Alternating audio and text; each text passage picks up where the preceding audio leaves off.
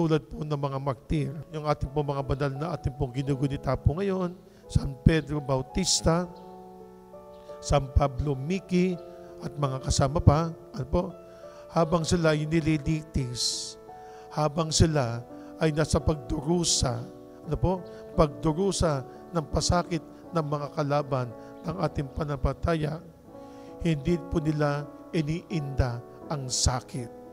Hindi po nila nararamdaman ang sakit. Ano po? Bakit? Habang sila binibigti, habang sila nilulunod, habang sila sinasaktan, ano po?